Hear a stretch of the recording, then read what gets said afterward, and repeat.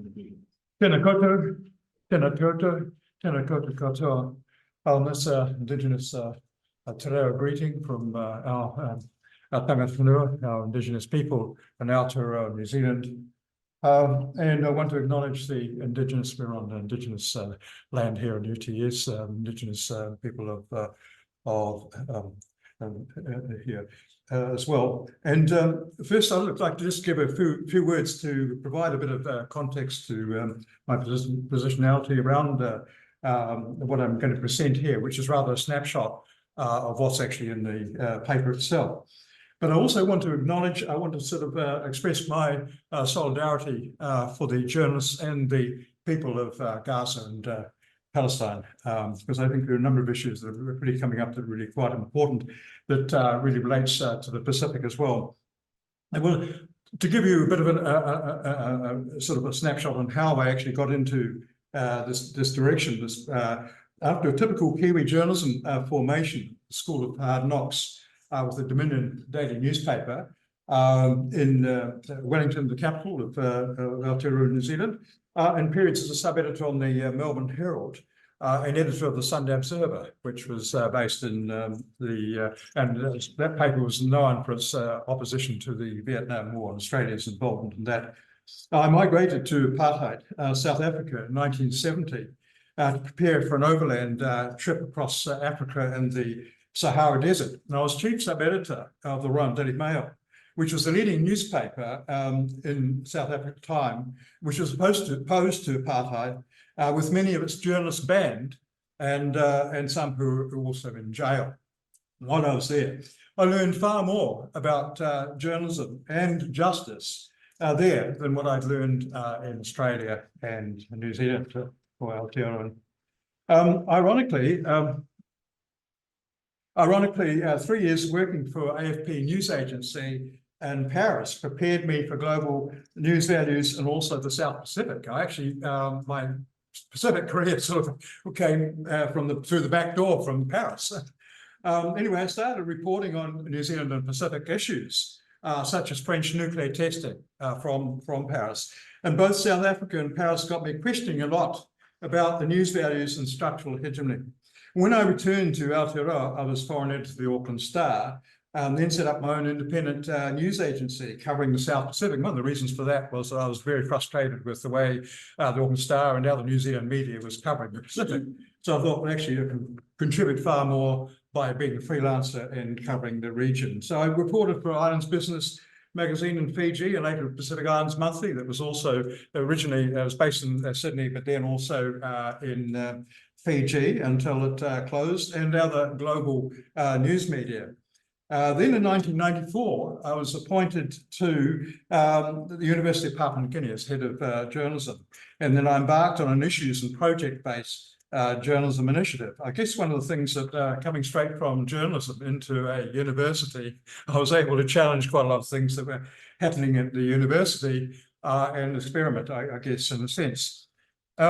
Anyway, so already critical of some aspects of mainstream journalism, and especially how it covered the other and the Pacific, I began developing ideas and strategies around journalism could be loosely described as the Pacific way.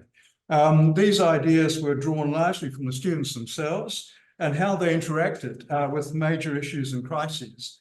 They were significantly different from what I'd encountered with a lot of Western mainstream media, and more akin with what I experienced in Kenya as the features editor of the Aga Khan's Daily Nation, which is the independent newspaper that's committed to independence, and it opposed the establishment colonial media of the past, and also in South Africa.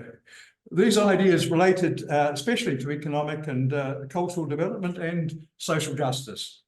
And the notion of Talanoa journalism was involved about this time, but it's gradually progressed from that. And I'm not going to cover much of that in this presentation now because I've written about this, and it's in the paper itself. But essentially, just encapsulate some of the key points around Talanoa journalism is more of an emphasis on grassroots sources. And I'd like to see your presentation there, Shlendra, with Wansolwara, the coverage of the 2018 elections, how the front page focused on just an ordinary person and the politician was the ousted Prime Minister. Well, he was still Prime Minister at the time, but and then the opposition were on the secondary pages. And I think that's actually a reflection of the Talanoa approach. So grassroots sources are privileged over the establishments. Anyway, hard news with context, yes, but cultural context and cultural explanations continually. Free media balanced with social responsibility, community ethics and Indigenous values, and also trying to seek solutions. So also another point is that reporting truth to power also involves critically reporting our very own institutions, whether they are media organisations or universities. And of course, it can be very tricky and challenging. I sort of might just start off here with University of Papua New Guinea, because I think my background is I've been head of journalism at 2 universities in the Pacific, and then ran a Pacific program in Aotearoa New Zealand. And it's quite interesting to sort of see the different trends and influences that it can have. So along with at the University of Papua New Guinea, the program that began there, sorry, I'm just got my paper, my notes messed up here. But so for this presentation, I'm giving, we share a snapshot of the Talanoa development at these 3 institutions. So the story starts at the University of Papua New Guinea for me. And the journalism program there is the oldest in the Pacific. It was founded in 1975 as an independence, quote unquote, gift for Papua New Guinea by the New Zealand government. And so therefore it had quite a bit of involvement for funding and so on from New Zealand for a number of years. So it was established by television journalist Ross Stevens. You can see him in the screen there. Late Ross Stevens, I might add, and historian Michael King. They're both not with us anymore, but Michael King was interesting because he was a journalist, but then he was among the first Pākehā that actually covered Te Reo Māori issues and so on. And he coined this phrase, Ngāti Pākehā, for white New Zealanders, like myself, and who did not identify as European. And this is where the notion of Talanoa journalism was taking root, with a series of reports by the students themselves embedded in local villages who wrote about facing climate change way back then, and also survival for squatters. And there's massive squatter issues around Port Moresby, the capital of Papua New Guinea. And Uni Tavur was their student newspaper, started by Ross Stevens, carried on by me, but I established a link like a Schlender with the daily newspaper, the Post Courier. So it actually became a lift out, the weekend edition. The whole paper came out, and so we had quite a big audience, thanks to the Post Courier at the time. Yeah, I'm still in this. So yes, it was their paper, which played quite a significant role in journalism in PNG. So along with core journalism skills and media students in the South Pacific, especially PNG, we taught with the aid of the UNESCO's News Manual, which is a 3-volume journalism textbook, if you like, for journalists in the region. It was actually used in a lot of other countries around the world as well. It was funded by UNESCO, but it was actually developed out of the UPNG journalism program and used a lot of cartoons. It was quite innovative at the time. It was actually really aimed at Pacific journalists. Also, we taught students how to respond to censorship, physical threats, and attempts at bribery, a major issue. It's not as well researched as it has been said. It's not, and probably not as serious a problem as some countries, neighbouring countries, Indonesia, for example, Philippines, but it is an issue. And also they taught about how to defend media freedom from all kinds of repression. Media freedom is not just something abstract in the Pacific. The young student journalists live with it all the time, and with threats and other sort of pressures that they have to deal with. And we also dealt with the cultural and linguistic diversity, because Papua New Guinea has 832 living languages in PNG, not just dialects, they're actually living languages.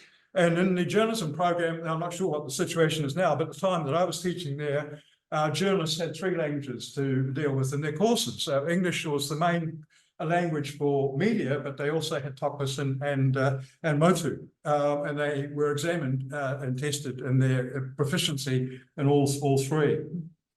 Right, so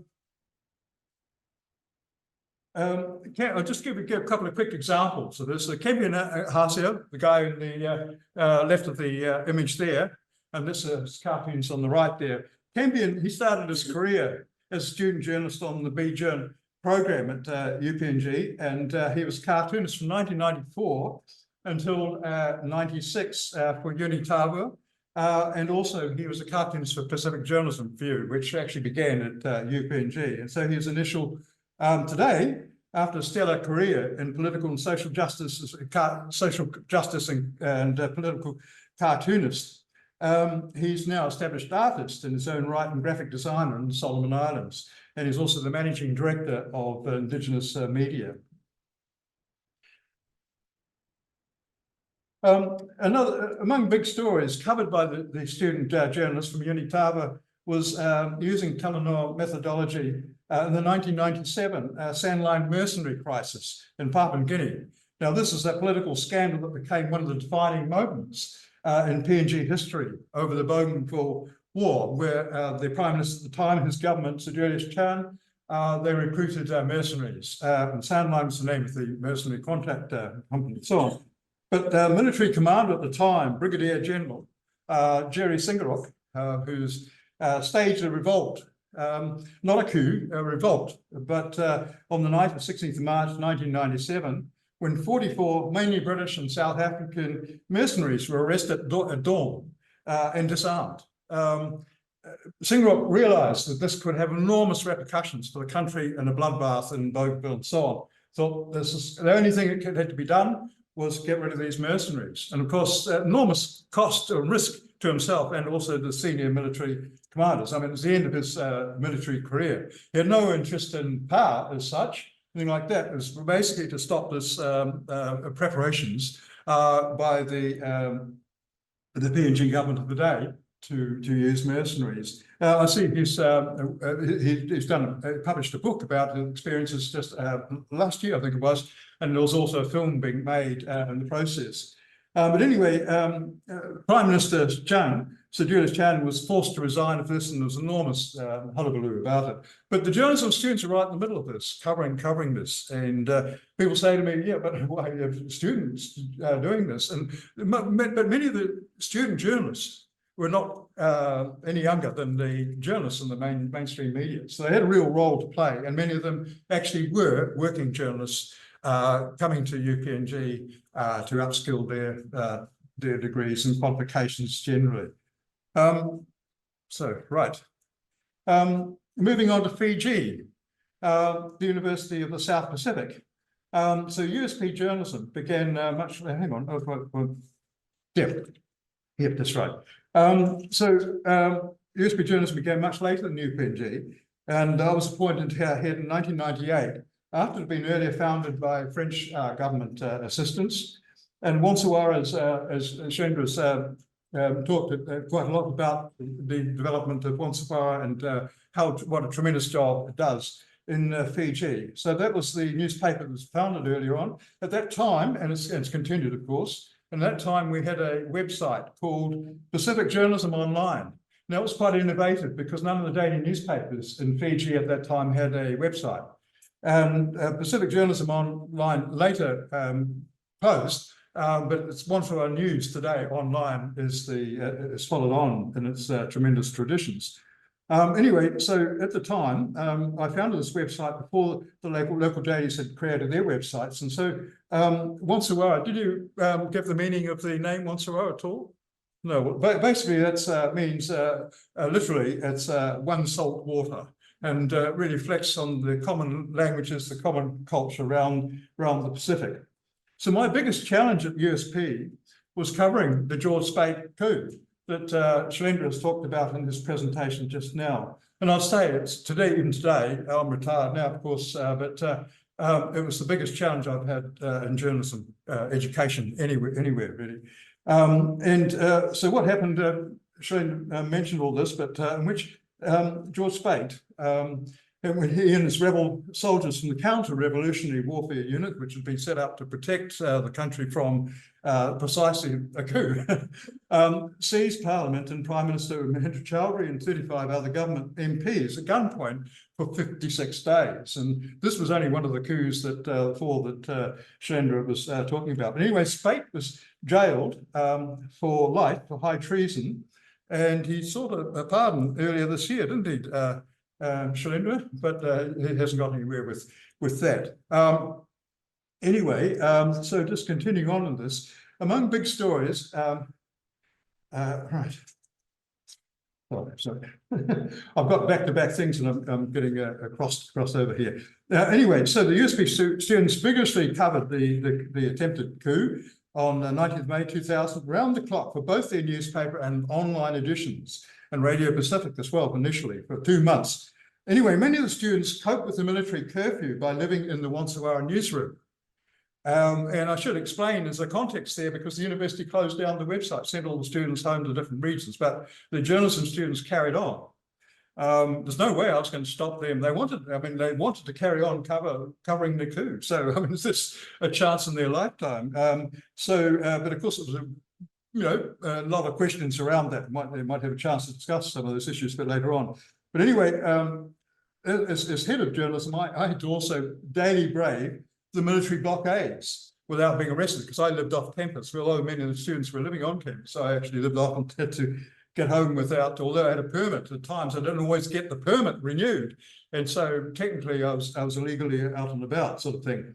Anyway, the students won 5, some of you might know, I think, Angela, you were there at the time, but the students won 5 Aussie Awards, including Best Publication at the 2000 JERAA conference on the Sunshine Coast as a result. Now, in this picture here, I just want to show this, but the 2 people there, so we all know George Speight, or many of us know George Speight as an image, but the guy on the right there is Joe Nata. Now, he's also jailed for treason. He was a journalist. He was probably the best investigative journalist in Fiji at the time. But he made the mistake of thinking that George Speight needed a good media minder, and so threw in his lot with them. And so in the end, he was jailed for treason as well. Anyway, so marching on, there were many remarkable stories filed by the students and also about the students reported by global news agencies. Among them was the incredible story of Noura Ali. She's the one in the middle, of course. And she was an exchange student from the Maldives. And all the students were reporting on the hostage crisis in pairs. That's a safety thing. We tried to sort of protect them in that way. And she, in this photo, she's pictured with her Samoan student buddy, who was covering the time.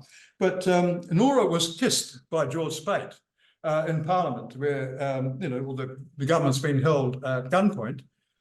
So she was completely bemused by this, and really it was sort of a real issue that the students really talked about, and how this coup leader took advantage of it. He thought she was Fiji, Indo-Fijian, but she's from the Maldives. Anyway, her story became, she wrote about it. So that's the story there for Pacific Scoop in New Zealand. The day I was kissed by a coup leader, I wrote a beautiful story about it. It was picked up by Michael Field, who was then reporting for Agence France-Presse in Fiji. And his story went around the world about the student who was kissed by the coup leader.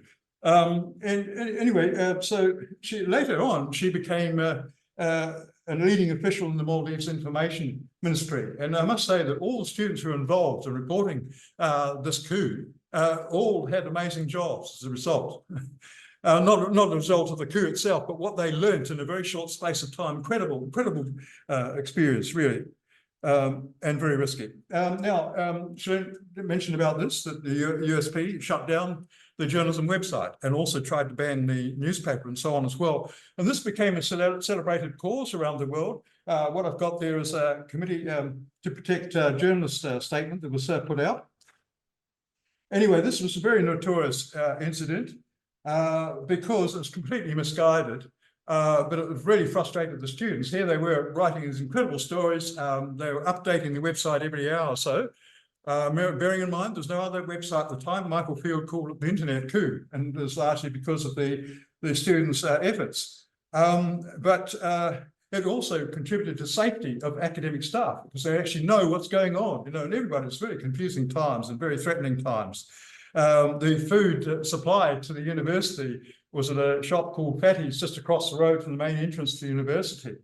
And so everything around university life, well, what students were actually still living there and that sort of thing was affected by what was happening. And so it really needed to be reported and as it was. But the CPJ issued a statement, and Reportage Sans Frontières also issued a statement condemning the closing of the students' website. And I'll just quote from this CPJ one, because their statement was condemning violence against journalists in Fiji at the time, where at least 15 people were killed over a longer period connected to the coup. And also they protested about the closure of the USP journalism website. Quote, on 29th of May 2000, administrators at the University of South Pacific shut down Pacific Journalism Online, the website of USP's journalism students. Vice Chancellor Ezekiel Salofa explained the decision as a security measure.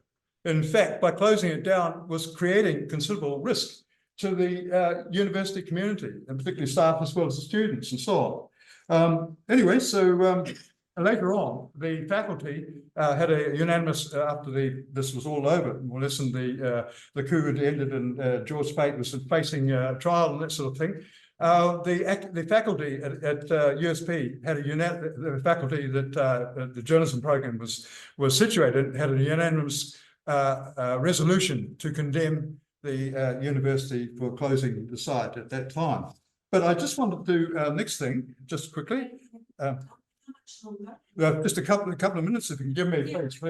But yeah. I think questions, that's what I want to check. Yeah. So then at the moment we've got 15 minutes. All right. So you can wrap up. I'll try to wrap up as possible. Yeah. Yes. All right. Look, so the university. I just want to show you a little bit of a video from the students made at the time, just to give you sort of a context of right. Technically, we had very poor equipment at the time, but it'll just give you sort of an idea. This was telling their story, and it is actually on YouTube. So if anybody wants to have a look at the whole thing, but we've got some sound. I can hear sound. Yeah.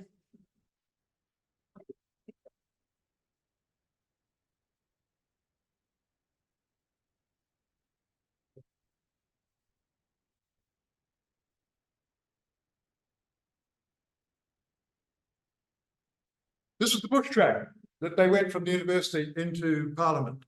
Now, I didn't know that they were doing that initially. I was sending them on taxis to cover the coup, and they're sneaking because none of the taxi drivers would send them anyway. I'll just give you just a bit of an idea. Okay, so right. So the coverage of the coup by the students and their dilemmas, and how they applied Talanoa journalism was analysed in my book, Meckham News, published in 2024 at the time. So, okay, now I'm going to move on to, just quickly, on to AUT and the Pacific Media Centre. So the PMC was founded in 2007 with this mission: informed journalism and media research contributes to economic, political and social development. And AUT's PMC, Te Omakura, which is the Indigenous name for the entity, seeks to stimulate research into contemporary Māori, Pacific and ethnic diversity, media and culture production. And many of the projects that were launched, because we had a big emphasis on projects and students actually concentrating and focusing on projects. And many of them are using Talanoa methodology. Right, so oh, yes. So a feature of the PMC was creating teaching tools by the students themselves as part of their coursework. An example of such a tool is this clip of the late based British journalist, Robert Fisk. Some of you probably met Robert Fisk over his incredible career, where he was commenting on 50-50 journalism. And I think I really need to show you that, because I think this was just an example of many clips that were made by the students, but I think this got quite a lot of resonance right now.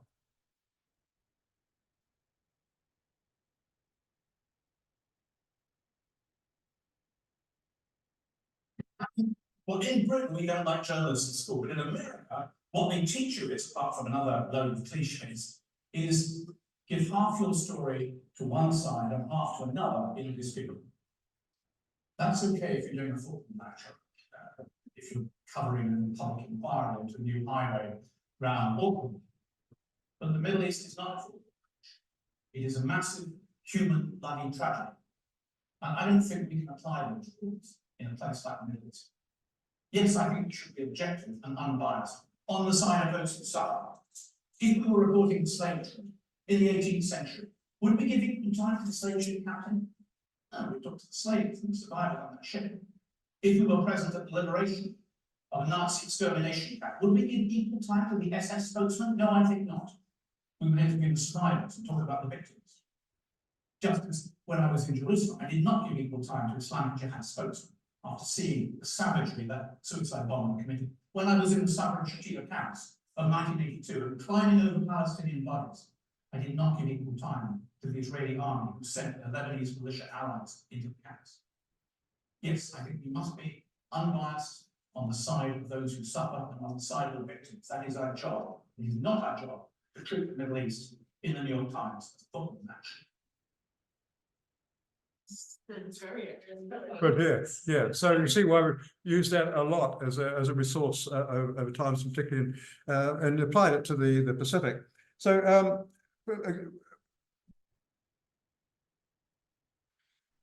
one of the we had a considerable internships program, and so had students going off to a number of countries, mainly Fiji and Vanuatu and the Cook Islands, but we also had them going to Beijing, Jakarta, and also to Manila to work with media there. And this, I just wanted to just show you this because when Shalene was talking about the elections coverage and so on, this is one of our students, Alistair Carter. She's now works for the investigative consumer affairs investigative program, Fair Go, and Television New Zealand. But she was working for Radio Pacific, where we had a partnership. Rather, it was our South Pacific program called the Southern Cross, and it was actually at Auckland University. So a great collaboration there, because we had our own radio station at AUT only had broadcast capability of about 1 kilometre, so had no real audience. And so at Auckland University, where they had a real 95 BFM, a lot of top broadcasting people, sort of learned about broadcasting there. And it's mostly volunteers, but we actually had a weekly program run there. So, and Alistair also, she covered the Fiji elections in partnership with USP. She went over there, we had a two-person team joining Shailendra's team, and also we had Sri Krishnamurthy. He covered the 2018 coup along with the Fiji team at Wansolwara.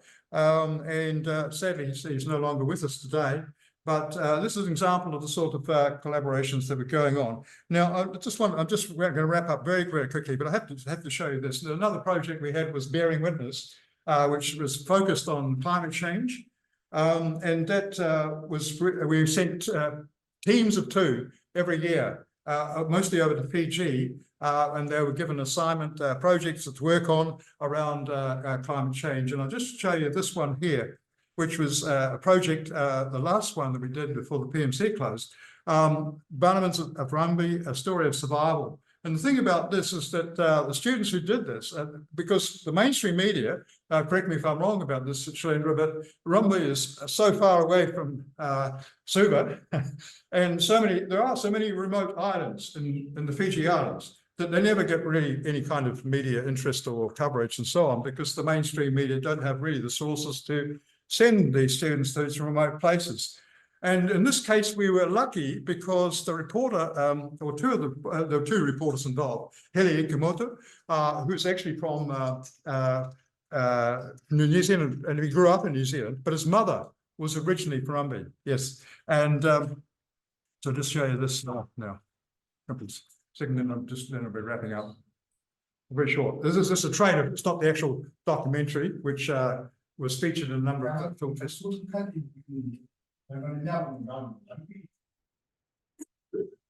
During World War II, my ancestors were forcibly displaced from their island, and the Barbets had to move to Fiji Island. And the beach, most of the beach was here, behind the seawall. But now most of the beach is there and the houses are gone. And we are